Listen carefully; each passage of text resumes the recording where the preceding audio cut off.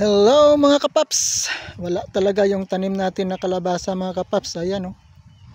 Walang buhay, ubos ng daga, kakain. Ayan, yung ating taniman ng kalabasa na inubos ng daga ng kain, yung ating tanim. So wala talaga mga kapaps. Talo na tayo sa seed pa lang. Ayan, wala. Ano kayang gawin natin dito? Sayang yung mga tanim ko. So ayan, wala, talo na tayo mga kapaps. So walang nangyari sa tanim nating kalabasa. Ay, umuulan-ulan na. Dito na naman ako, tiningnan ko na naman yung tanim ko. So wala talaga. So ang gagawin ko dito ay taniman ko na lang to ng kamuting kahoy mga kapaps. Paunti-untiin na lang natin to nalagyan ng kamuting kahoy. Saka may hunol ako doong papaya. Sayang yung mga tanim natin na kalabasa mga kapaps, talo na ako. Pero mayroon naman buhay. Dito pa ilan-ilang piraso na lang. Ilang piraso na lang itong nabuhay mga kapaps. Sayang yung tanim natin. Mahigit 500 kapuno. Oh, ito oh, buhay na oh. Pero ilang-ilang piraso na lang yung natira. Ilan na lang. Yan. Pagdating dito wala talaga. Papunta naman doon. Ubos na ubos. Ay nako. Kakapanghinayang yung tanim natin. Ang hirap-hirap maglinis nitong bukid na ito. Tapos tinaniman mo, inubos naman ni kumpari. So, wala tayong magawa. Gutom sila. Ay nako po. Taniman ko na lang to ng kamuting kahoy mga kapaps. May tanim ako doon na upo. Tapos dito imbis na kalabasa na naman, meron akong hunol na upo doon. Yan, dito itatanim ko na dito kasi buhay na yung upo ko. Dito ko na lang itatanim to mga upo ko mga kapaps. Saka mayroon ako doon sa babaw.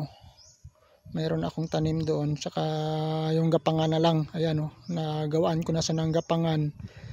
Pero hindi pa yan tapos mga kapaps. Doon sa baba. Ayan. So, magtanim tayo ng kamuting kahoy. Saka doon sa baba pa.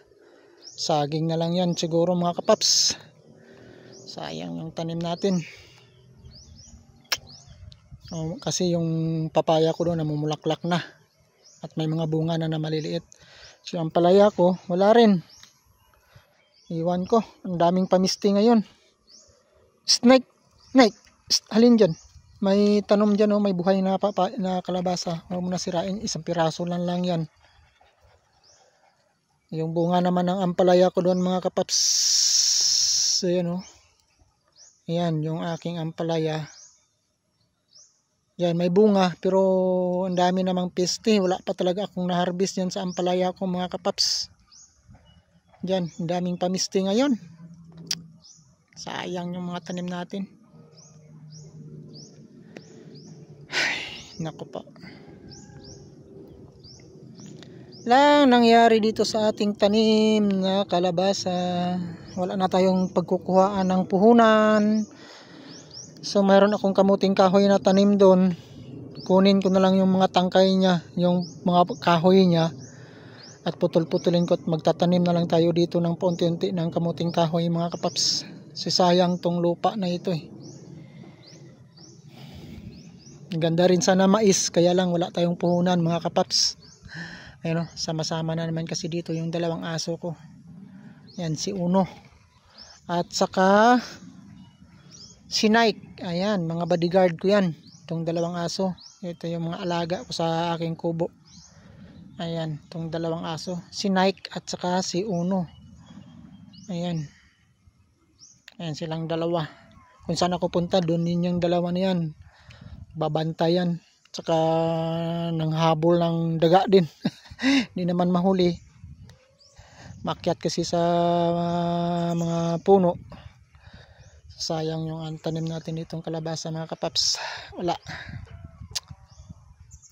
Sakit sa ulo. Itawan na lang natin. Ay naku po. Ikot-ikot kasi ako dito. Sinilip ko kung pwede na lagyan ng abono. Kasi mayroon namang nabuhay doon, pailan-ilan na lang. Pero lagyan ko na lang yan ng abono mga kapaps. At baka sakali mamunga din. Ay nako po. Saka mayroon pa naman akong hunol doon na 40 piraso na puno na kalabasa. So ano ko na lang dito, itanim-tanim ko na lang dito. For the same time, lagyan natin to ng kamuting kahoy. Kasi yung papaya kong hunol doon, maiksi pa, ganito pa lang kataas. Tatanim na lang natin dito, yan din. Kahit ano na lang, bahala na, nalugi tayo sa kalabasa. Sige lang, tuloy-tuloy lang tayo mga kapaps. So yun yung garden ko sa baba. Andun yung aking, ayan, ampalaya. Saka mga papaya, marami doon. So yan lang mga kapaps, ang update ng aking bagong kaingin, ang bagong garden. So punti-unti na lang tayo dito, tanim-tanim ng iba na lang. Kasi doon may hunol akong kamatis, maglalagay tayo ng kamatis dyan mga kapaps, dyan sa baba, ipaplat ko pa yan. So abang-abangan nyo na lang ang pag-i-improve ng aking bagong garden mga kapaps. Tuloy lang tayo, kahit nalugi tayo sa kalabasa nating tanim.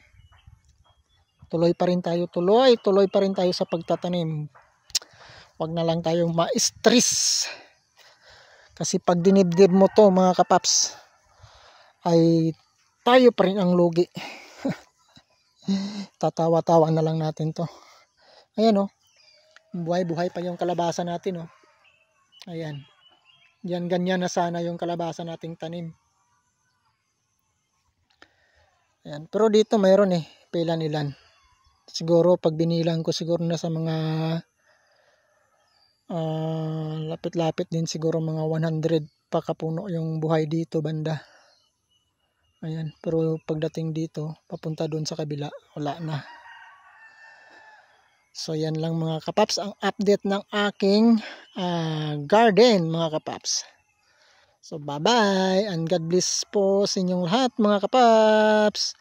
At huwag kalimutan mag-subscribe sa aking YouTube channel, Dong TV Vlogger, sa aking page, Papa Dong Vlog. So maraming salamat mga kapaps and God bless.